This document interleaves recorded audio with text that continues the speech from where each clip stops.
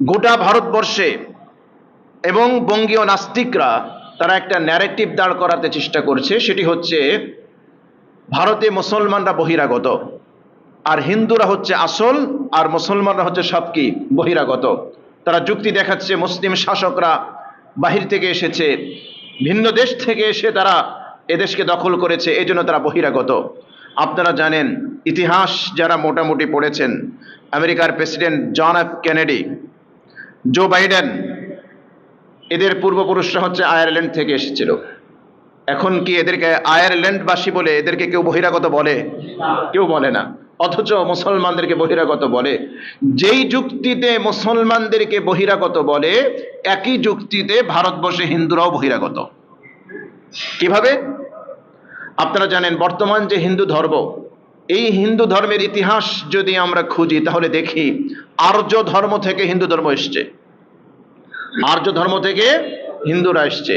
এই হিন্দু ধর্ম আর্য এবং প্রাচীন বৈদিক এই দুইটার সংমিশ্রণে হচ্ছে আর্য ধর্ম।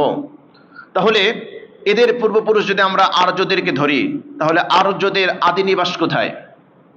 পারস্যের, প্রাচীন পারস্যের বিভিন্ন অঞ্চল থেকে এই আর্যরা এখানে এসেছিল।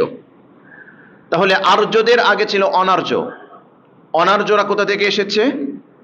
এই অনার্য কারা ছিল? তারা ছিল অস্ট্রিক, অর্থাৎ দক্ষিণ পূর্ব এশিয়া থেকে তারা এসেছে। প্রাচীন বাংলা এরা ছিল। এই আর্য এবং অনার্য এরা মিলেই তৈরি হয়েছে হিন্দু ধর্ম। তাহলে বলেন, মুসলমানদেরকে যদি এরা বহিরাগত বলে, একই যুক্তিতে হিন্দুরা বহিরাগত হবে নাকি হবে না? অবশ্যই বহিরাগত হবে। কেননা তোদের পূর্বপুরুষ ভারতবর্ষের না, হয় তোরা পারস্য থেকে এসেছো, নয় দক্ষিণ পূর্ব এশিয়া থেকে তোমরা এসেছো। ইতিহাস আপনারা পড়েন যে হিন্দু ধর্মের গোড়া বলা হয় আর্যদেরকে, তো আর্যরা তো ভারতবর্ষে ছিল না।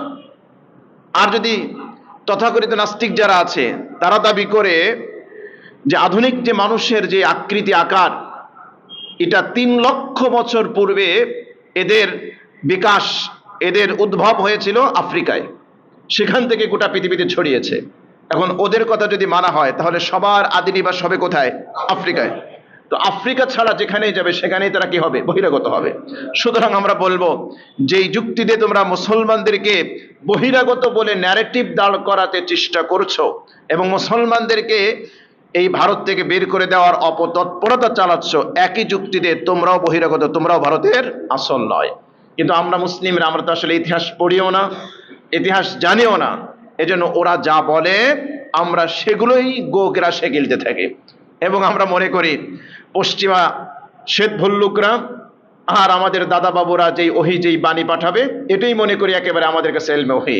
অমুসলমানরা, আমি তরুণ যুবকদেরকে বলবো, ইতিহাস পড়ো, জ্ঞান অর্জন করো।